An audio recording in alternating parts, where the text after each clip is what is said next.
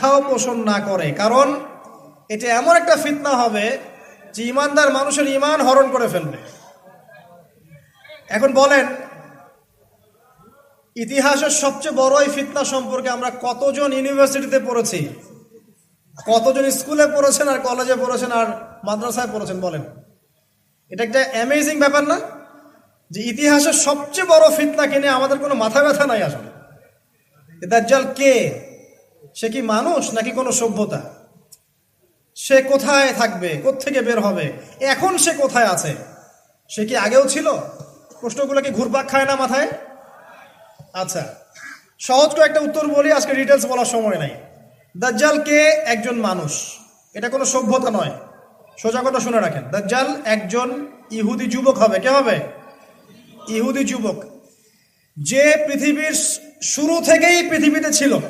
প্রমাণ, নবী সাল্লাল্লাহু আলাইহি ওয়াসাল্লাম বলেছেন, এমন কোন নবী নাই যিনি তার কওমকে দাজ্জালের ফিতনা সম্পর্কে সতর্ক করেন নাই। এমনকি নূহ আলাইহিস সালাম তার কওমকে দাজ্জাল সম্পর্কে সতর্ক করেছিলেন। তার সৃষ্টির শুরুতে দাজ্জাল ছিল। কোথায় ছিল আমরা জানি না। এখন সে কোথায়? কোথায় আল্লাহ ভালো জানেন। দেখেন, আমি আপনাকে একটা হাদিস বলি, আপনার মাথা ঘুরবে, আপনি কোনো কনক্লুশন পাবেন না। বলে রাখছি যে একটা দুইটা হাদিস দিয়ে দাজ্জালের মতো জটিল কনসেপ্ট বোঝা যাবে না। আমি একদিন বলেছিলাম না, দাজ্জাল বের হবে জেরুজালেমে এসে, সে জেরুজালেম থেকে সারা বিশ্ব শাসন করবে, বলেছিলাম না? তো একজন খুব লিখেছে বিরুদ্ধে, যে দেখলেন না দাজ্জাল খোরাসান থেকে বের হবে, দাজ্জাল ইস্পাহান থেকে বের হবে। টেকনিক্যালি সেখানে আরেকটা হাদিস ছিল, সেটা সে আনে নাই। ওখানে আরেকটা হাদিস ছিল যে দাজ্জাল শাম মানে কিন্তু পুরো প্যালেস্টাইন, জর্ডান, লেবানন, এই পুরো এরিয়াটাকে শাম বলে। শাম এবং ইরাক এর মাঝখানের একটা রাস্তা থেকে বের হবে। এই হাদিসটা যখন বলা হয়েছে যে শাম এবং ইরাকের মাঝখানে একটা রাস্তা থেকে বের হবে, তখন কিন্তু ইসরায়েল নামক কোনো রাষ্ট্রের অস্তিত্ব ছিল না, জানেন? এটা 1450 বছর আগের হাদিস। আর এর অস্তিত্ব হয়েছে এই তো 1914 সালে বেলফোর্ট ডিক্লারেশনের মাধ্যমে। জেনারেল এলএনবি তো মনে হয়, নামটা ভুলে গেলাম, তার হাত ধরে অটোম্যানদেরকে সরিয়ে দিয়ে ও ওখানে ঢুকেছে 1914 থেকে 1917 মধ্যে। তো ওই সময় কিন্তু এই রাষ্ট্রের অস্তিত্ব ছিল না, কিন্তু নবীজি বলেছেন শাম আর ইরাকের মাঝখান থেকে বের হবে, আর ওই জায়গাটা ওরা দখল করে ফেলেছে।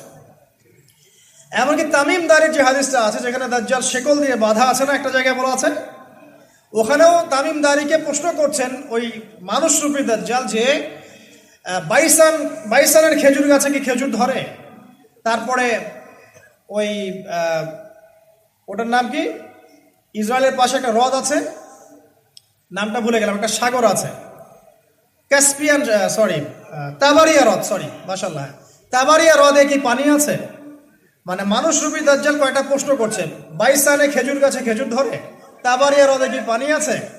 তো তখন এই জায়গাগুলো কিন্তু তখন শামের অন্তর্ভুক্ত ছিল। বাইসান, তাবারিয়া হ্রদ এখন সবগুলো ইসরায়েলের অন্তর্ভুক্ত, আপনি চেক করে দেখেন। হাদিস বলা হয়েছে 1450 বছর আগে, আর এখন কিন্তু এই লাস্ট 100 বছরের জায়গাগুলো ওরা দখল করে ফেলেছে।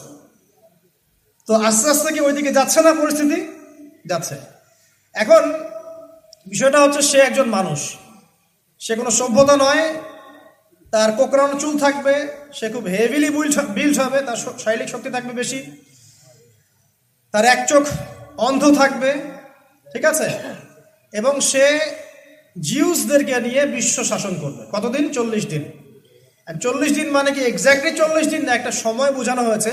এটা নিয়ে ওলামায়ে কেরামের মাঝে ইখতিলাফ আছে। তবে এতটুকু বলা হয়েছে, তার প্রথম দিনটা হবে 1 বছরের সমান, দ্বিতীয় দিনটা হবে 1 মাসের সমান, আর তৃতীয় দিনটা হবে 1 সপ্তাহের সমান, এবং বাকি দিনগুলো মানুষের দিনের মতোই, আমাদের দিনের মতোই হবে, ঠিক আছে? এখন দেখুন, খুরুজ নিয়ে যে কথাগুলো আছে, দাজ্জালের অস্তিত্ব আর খুরুজ এক জিনিস নয়। পৃথিবীর নূহ আলাইহিস সালামের সময়েও দাজ্জাল পৃথিবীতেই, কারণ নূহ আলাইহিস সালাম তার কওমকে দাজ্জাল সম্পর্কে সতর্ক করছেন, ঠিক আছে? আবার নবী সাল্লাল্লাহু আলাইহি ওয়াসাল্লাম বলছেন যে সে বের হবে আমার উম্মতে, এবং কিয়ামতের আগে সে সবচেয়ে ভয়ঙ্কর ফিতনা হবে, এর চেয়ে বড় কোনো ফিতনা নাই, আসবেও না, ছিলও না। পৃথিবীতে এখন যতগুলো ফিতনা আছে, এগুলোকে একসাথে করলেও দাজ্জালের সমান হবে না, ঠিক আছে?